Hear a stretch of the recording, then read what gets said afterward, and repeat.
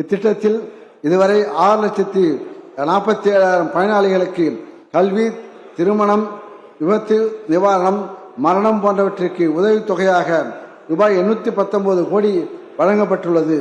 மேலும் மாண்புமிகு தமிழ்நாடு முதலமைச்சர் அவர்களின் அறிவுரைப்படி இந்த ஆண்டிலிருந்து நிலமற்ற வேளாண் தொழிலாளர்களுக்கு விபத்து மரணத்துக்கான இழப்பீடு 1 லட்சம் ரூபாயிலிருந்து 2 லட்சம் ரூபாயாகவும், விபத்தினால் ஏற்படும் உடல் உறுப்பு இழப்பிற்கு நிதி உதவி 20,000 ரூபாயிலிருந்து 1 லட்சம் ரூபாயாகவும், இயற்கை மரணத்துக்கான நிதி உதவி 20,000 ரூபாயிலிருந்து 30,000 ரூபாயாகவும், இறுதி சடங்கு செய்வதற்கான நிதி உதவி 2,500 ரூபாயிலிருந்து 10,000 ரூபாயாகவும் உயர்த்தப்பட்டுள்ளது. வனத்துறை தமிழ்நாட்டில் மரங்கள் மற்றும் வனப்பரப்பினை 33% கொண்டு வர உறுதி பூண்டுள்ளது நம் அரசு. அதன் ஒரு பகுதியாக வனங்களுக்கு வெளியே பசுமை பரப்பினை அதிகரிக்கவும், வேளாண் நிலங்களின் காலநிலை மீள்தன்மையினை மேம்படுத்தவும், உழவர்களின் வருமானத்தை உயர்த்தவும் பசுமை தமிழகம் இயக்கத்தின் கீழ் மாநிலம் முழுவதும் வேளாண் காடுகள் பெருமளவு ஊக்குவிக்கப்படுகின்றன. கடந்த 5 ஆண்டுகளில் மொத்தம் 3,24 லட்சம் மரக்கன்றுகள் உற்பத்தி செய்யப்பட்டு விநியோகிக்கப்பட்டு உள்ளன. 2,24,000 ஏக்கர் பரப்பு வேளாண் காடுகளின் கீழ் கொண்டு வரப்பட்டுள்ளது. கருங்காலி மரங்கள் வளர்ப்பதை ஊக்குவிக்க தமிழ்நாடு கருங்காலி மரங்கள் பாதுகாப்பு சட்டம் 1994 ஆனது 13/2/2025 பிறகு நீட்டிப்பு செய்யப்படவில்லை. இது தவிர வனவிலங்குகளால், குறிப்பாக காட்டு பன்றிகளால் ஏற்படும் பயிர் சேதத்திலிருந்து விவசாயிகளை பாதுகாக்கும் விதமாக காட்டு பன்றிகளை சுட்டுக் கொள்வதற்கான வழிமுறைகளை வகுக்கப்பட்டு செயல்பாட்டில் உள்ளன. இவ்வாறு வேளாண்மை உணவு நலத்துறையின் கீழ் செயல்படுத்தப்பட்டு வரும் ஒவ்வொரு திட்டமும் விவசாயிகளின் வருமான உயர்வு, உற்பத்தி மற்றும் உற்பத்தி திறன் மேம்பாடு, உணவு மற்றும் ஊட்டச்சத்து பாதுகாப்பு மற்றும் நிலையான மேலாண்மை வளர்ச்சியை உறுதி செய்யும் வகையில் திட்டமிட்ட முறையில் நடைமுறைப்படுத்தப்பட்டு வருகிறது.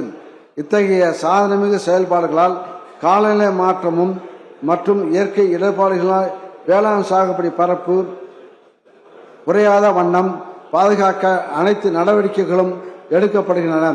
2024-25 ஆண்டில் இருபோக சாகுபடி பரப்பு 13,99,000 ஹெக்டேராக அதிகரித்துள்ளது.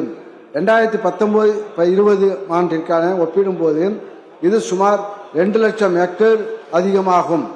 வேளாண்மையில் 2012-13 முதல் 2020-21 வரை சராசரியாக 1.36% இருந்த தமிழ்நாட்டின் மொத்த மாநில உள்நாட்டு உற்பத்தி 2021-22 முதல் 2024-25 வரையிலான காலத்தில் 3.3% விதமாக 2024-25 வரையிலான காலத்தில் 3.3% உயர்ந்துள்ளது. அடிப்படை ஆண்டான 2011-12 ஆண்டுடன் ஒப்பிடுகையில் 2024-25 ஆண்டில் வேளாண்மையின் மொத்த மாநில உள்நாட்டு உற்பத்தி மதிப்பு 9.97% உயர்ந்துள்ளது. அதாவது ரூபாய் மதிப்பில் 2011-12 ஆண்டில் 53,75,639 ரூபாயாக இருந்த மொத்த மாநில உள்நாட்டு உற்பத்தி 2024-25 ஆண்டில் 59,11,708 ரூபாயாக உயர்ந்துள்ளது. 2021-22 ஆண்டில் வரவு செலவு திட்டத்தில் ரூபாய் 34,220 கோடியாக இருந்த நிதி ஒதுக்கீடு 2025-26 ஆண்டில் ரூபாய் 45,661 கோடியாக 11,000 கோடிக்கு மேல் அதிகரிக்கப்பட்டதன் மூலம் வேளாண்மைக்கு இந்த அரசு அளித்து வரும் முக்கியத்துவத்தை அறியலாம். 2026-27 ஆண்டிற்கான இடைக்கால வரவு செலவு திட்டத்தில் வேளாண்மை உழவு நலத்துறைக்கு 47,248.24 கோடி ரூபாய் நிதி ஒதுக்கீடு வழங்கப்பட்டு உழவர் நலத்துக்கான திட்டங்கள் தொடர்ந்து செயல்படுத்தப்பட உள்ளன. மாண்புமிகு பேரவைத் தலைவர் அவர்களே, உழவனூர் மன்னர் நாட்டு முடியிருக்கும் அவர் தலையில் உழவனூர் வீரர் என்றால் போர் இருக்கும் அவன் களத்தில் உழவனோர் ஓவியன் வயல் அனைத்தும் அவன் வரைந்த சித்திரம் உழவன் ஓர் தெய்வம் உயிர்களை காப்பதால் என்று முத்தமிழறிஞர் டாக்டர் கலைஞர் உழவர்களை போற்றியிருப்பதை எப்போதும் கருத்தில் நிறுத்தியுள்ள மாண்புமிகு தமிழ்நாடு முதலமைச்சர் அவர்கள் உழவர் நலன் காக்கவும் உழவு தொழிலை உயர்த்தவுமான அனைத்து செயல்பாடுகளையும் சிறப்பாக மேற்கொள்ள அறிவுறுத்தியுள்ளார்கள்.